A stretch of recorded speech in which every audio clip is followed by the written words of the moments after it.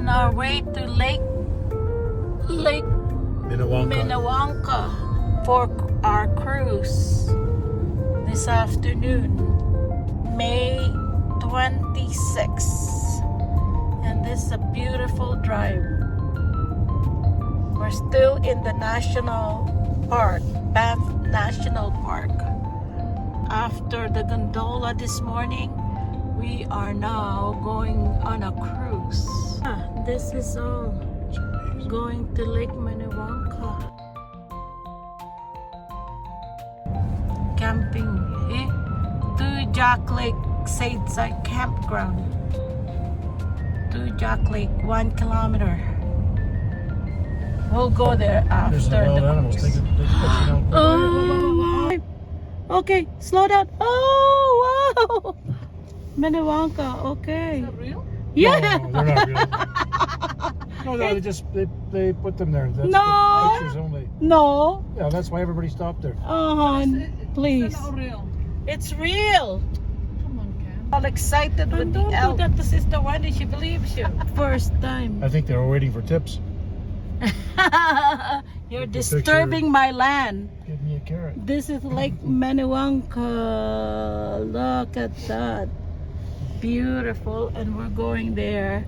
There's the cruise. The boat is waiting for us.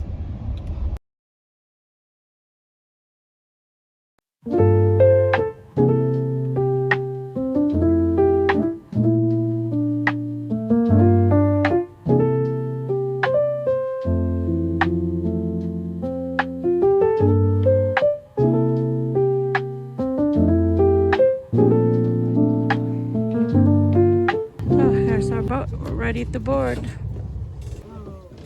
This is a nicer one. Be row 7 on the right. Ken. Yeah. Hello, you'll be row 2 on the left. Thank you.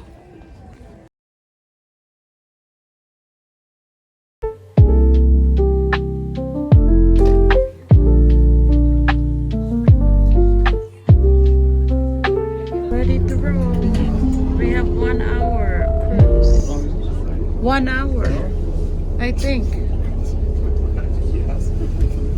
We are rolling now.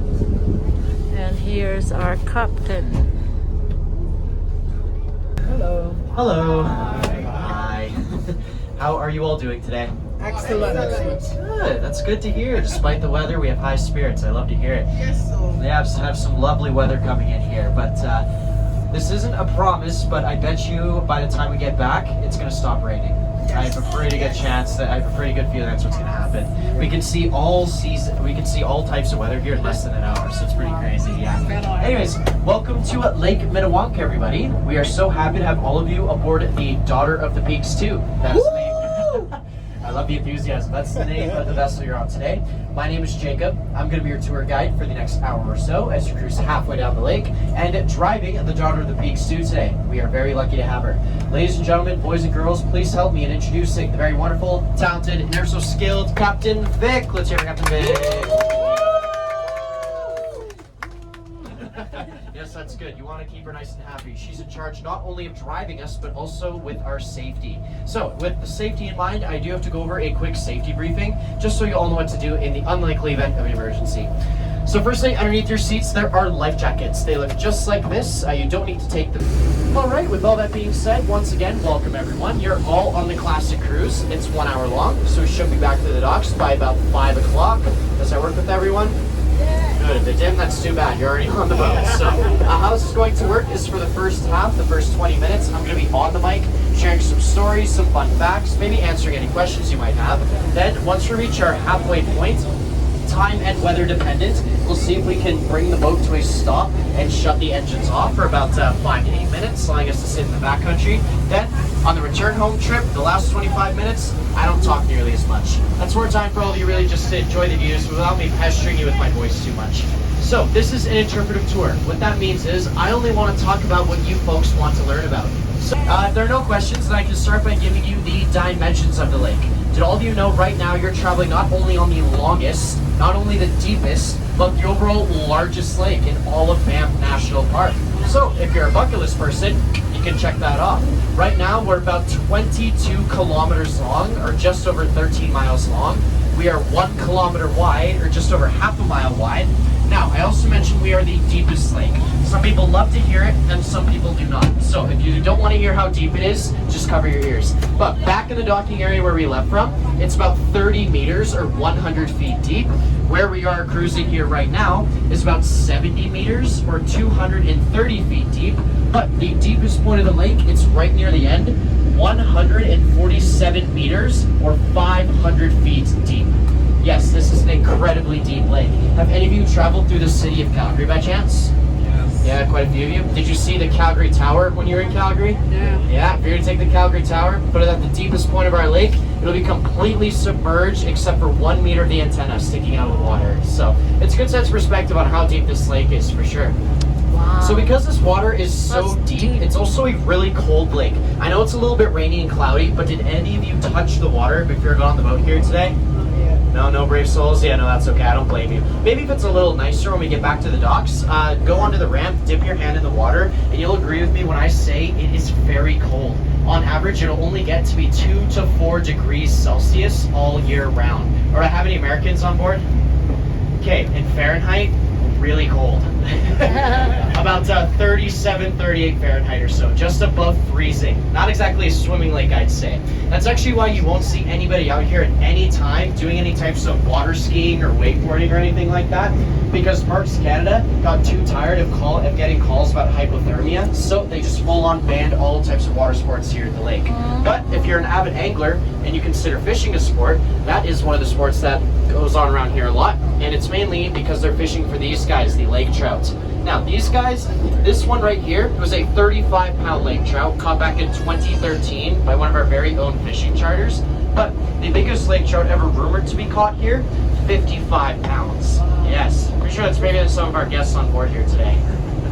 Now, these guys were introduced from Lake Superior all the way over in Ontario back in the 1930s to help promote sport fishing and tourism. And since they're an introduced species and not native to the lake, you can capture and keep 2 of them per day per fishing license if you'd like to, whereas the other 4 native species of fish we have, being Rocky Mountain whitefish, take a second, study and analyze the surroundings of that shoreline over there. That's what we call our south shore.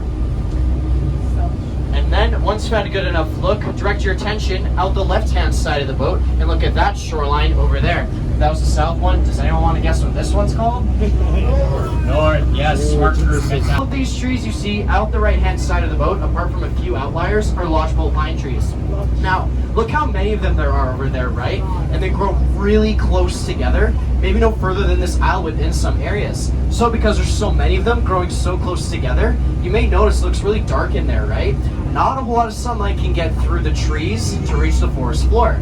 And where no sunlight can reach, it can't start any other plant life to grow. If there's no plant life, then there's not going to be any deep things. It's well over 150 feet high. It just looks super small because of how big the mountain is. Now, all of you came at a pretty good time to see that waterfall. That is the most gushing I think I've ever seen it this season so far. Now, the reason why you're really lucky seeing this today is because that's what we call a seasonal waterfall. So if you're going to notice, it's a lot more open, right? And a lot more biodiverse. Again, roughly we're about 95% of all of our wildlife prefers to live. So this is a boat tour, not a wildlife tour. I can't promise anything, but if you were to see an animal, it'll probably be on this side over here. So keep your eyes peeled over here. Not quite. Good guess. I'll come back to it. I know I have a lot of Americans on board, but also if you're not from the States, maybe it'll help me out. When I say Minnewanka, there's a certain state that sounds very similar to it. Minnesota. Yeah, anybody here from Minnesota by chance? No? Okay, bonus points. Do any of you know what the state slogan of Minnesota is? Yes, Land 10,000 Lakes, exactly. We have a smart group here today. So, the reason why I bring that up is because Minnesota and Minnewanka, that's no coincidence that they sound the same. They're both from that same language, being the Sioux language, which is what the Stoney Nakoda First Nation spoke. Now, Minnesota, it's 2 Sioux words, Minne and Sota. Minne in the Sioux language means water, and Sota, many. So many waters, land of 10,000 lakes. There's also a gigantic lake in Minnesota. They call it Minnetonka. Minne, water, Tonka, large water. You can think Tonka trucks, big trucks, or even Minneapolis. Minne, water. Apolis, it's Greek, but it means city. So city by the water. Are you seeing a pattern forming here? Yeah, so we could come back to Minnewanka. Minne, which means water, yes. Not quite. And Wanka, what does that mean? And it's not chocolate factory. Large. Yeah, I know. It means spirits. Spirits. So this is the lake of water spirits. Now, I know when you think of a spirit, some of you might be thinking of a ghost or a ghoul or something like that, but this isn't a haunted lake. That's not what they mean. When they're talking about spirits, they're referring to energy in nature.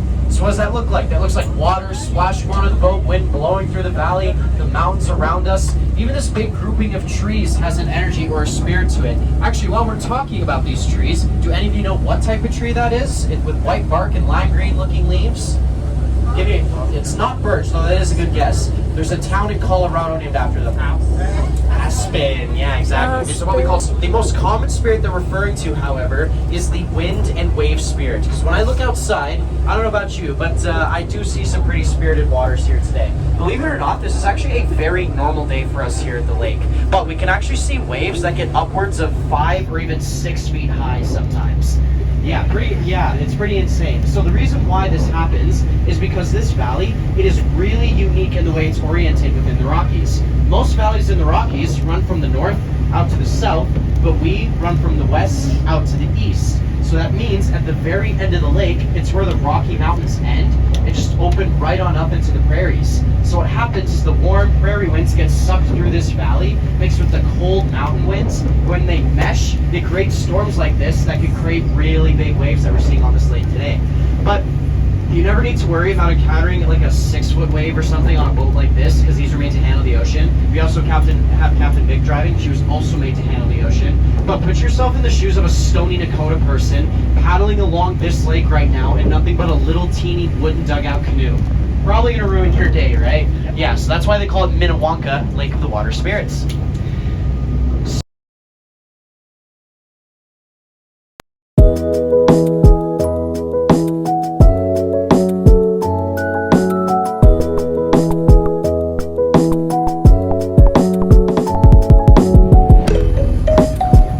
The sun came back and the rain stopped, and on our way back to the tour is almost over. Beautiful, beautiful. Look at the big rocks over there.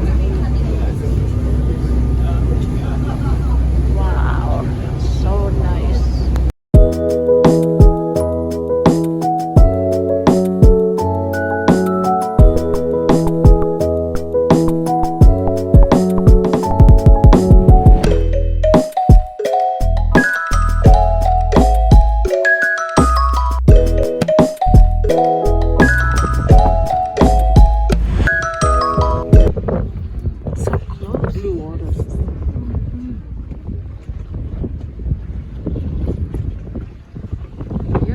And it's cold.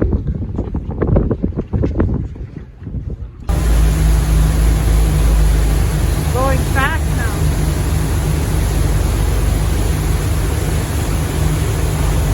Way down. It's not as cold.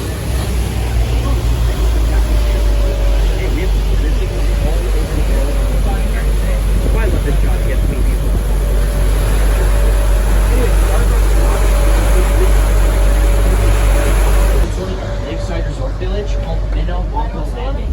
Now only 100 feet away from us is our resort town. Can any of you see it? Where? Okay, well, this might be awkward because you can't see it. Because it's 100 feet beneath our feet. Yes, right now we're traveling over our very own sunken Atlantis called Minnewanka Landing, which was first established back in 1886 as a little getaway destination for tourists who didn't think Banff was quite backcountry enough for them. So they would hop on horseback from Banff and travel for 2 hours until they got here to Minnewanka Landing. But as you can now see, it's been fully submerged underneath the water. So how did this town end up flooding? Do any of you know? Yeah, I was going to tell you my terrible joke. I'll tell it to you anyway. What did the fish say when it hit its head? Damn. Wow, thank you for laughing. Normally I say that joke and it's just Silence, so thank you for laughing at that. Yes, dams were built here at the lake, and there were 3 dams that were built here, but there were two of those 3 were what rose the water level significantly and completely flooded that town. The first of the 2 was built in 1912, and this dam was the first hydroelectric dam to power the neighboring town right next door to us called Bankhead. Now, when you were driving up here today, did any of you see signs for Lower and Upper Bankhead by chance? Yes? So Bankhead, it's an abandoned coal mining town that was in operation from 1902 all the way until 1922. And they built the dam in 1912 to power all the coal mining machinery they used to mine anthracite coal right from the base of Cascade Mountain, the big mountain right in front of you here. But when they built that dam, it rose the water level here 5 meters, or about 17 feet, flooding about 1,000 square meters worth of land, forcing a lot of the locals of Minnewanka Landing to forcibly move their buildings up to the new shorelines. But they were able to adapt, and it wasn't too drastic for them. But Bankhead, they had to stop coal mining in 1922 because if you didn't already know, coal mining, it is a very dangerous job. And so a lot of the time the workers would go on strike, and eventually in 1922, the town just wasn't seen as profitable anymore, so they shut down. But if you have nothing to do after this cruise, go to Lower Bankhead, take a ride out of the parking lot, go to Lower Bankhead. There's a 1-kilometer self-interpretive loop where you can walk through the old town site and learn a little history about it. Yeah, it's pretty cool. Then in the year 1930, something called the National Parks Act came into effect. And the National Parks Act states all natural resource extraction is now illegal, and you can't build anything on a national park unless you get very special permission by the government to do so. So if they didn't shut down in 1922, Bankhead would have had to shut down in 1930. And then in the year 1941, construction began on this big rock wall dam you all see in front of you here is another hydroelectric dam. But how could they build it when the National Parks Act was in place? Well, the hint lies in the year it started construction, 1941. Do we all know what's happening in 1941? World War World War II, exactly. So around that time, Canada passed the War Measures Act, saying you can build anything wherever you want, however you want, as long as what you're doing is supporting the war effort. So the Calgary Power Company said, okay, we're going to build a hydroelectric dam right here at Lake Minnewanka, because as soon as it's done, we're going to build a gigantic ammunitions factory in Calgary, and we need to provide it with power. Now, for those of you who have been to Calgary, did you go to the ammunitions factory? No. Have you seen this ammunitions factory?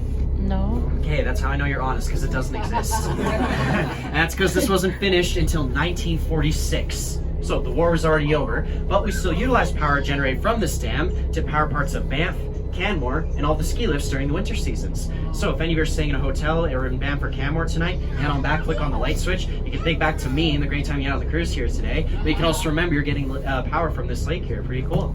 But when the dam was built, it rose the water level 90 feet high, which completely submerged Minnewanka Landing underneath the water. But no one was harmed during it, because as this dam was being constructed, there were a lot of the workers that said, hey, we need to use your buildings to house our workers, to the residents, you need to get out of here. And the residents did not take kindly to that, so they said, well, if we can't have this town, nobody can. And you know what they did? They burnt everything to the ground and then left. Yeah. So they said no one can have it, including the fish. But people are still visiting it to this very day, because it's a very popular scuba diving area where thousands of divers all year round, including my own grandfather, dove to the bottom of this lake to visit the remains of the town. Now, what season do you think my grandpa and most of the divers come here in? Summer. You would hope summer, right? But it's winter. In the dead of winter, they will cut a 4-foot by 4-foot hole in the ice and dive down. And that's because since this lake fully freezes over during the winter, the water remains perfectly still underneath the ice. So all the sediment in the water settles to the bottom, and it gives divers 90 extra feet worth of viewing. All right, with the end of Minnewanka Landing also comes the end of our tour. Don't cry, I know this is hard for me too, but I just wanted to say thank you so much. You are all fantastic. And I would just ask we all remain seated for the docking procedure. In case there's any lumps or bumps, just stay on your rumps. One last time, we have myself, Captain Vic, and everyone here at the lake. Thank you so much. Enjoy your holidays, everyone. Take care. Thank you. Hello, slow down. What kind of animal is this, hon? Oh, wow. What kind of animal is that? Oh, wow. Elk. Oh, it's still elk. Yeah. Oh, the dangerous one. The one that the mother protected the young one. Yeah. Our last lake, Jack Lake. Our last one to visit for today before going back to the main town. Whoa, very nice.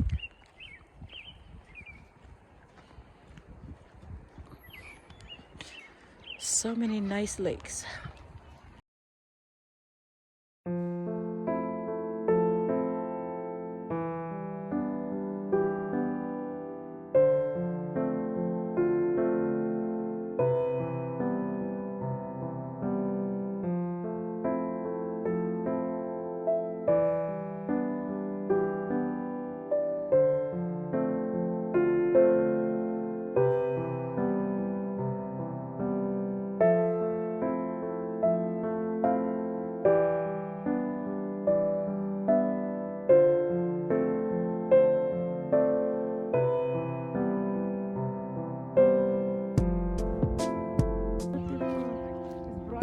Going back to our hotel.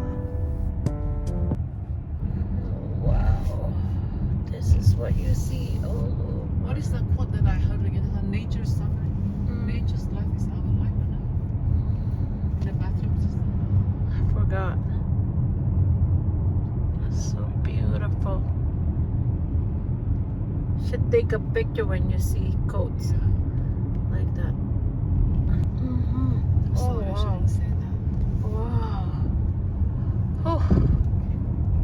Yeah, that's These what were all formed 390 million years ago. Is that Oh right? wow. When the two plates, the Pacific plate and the Atlantic. North American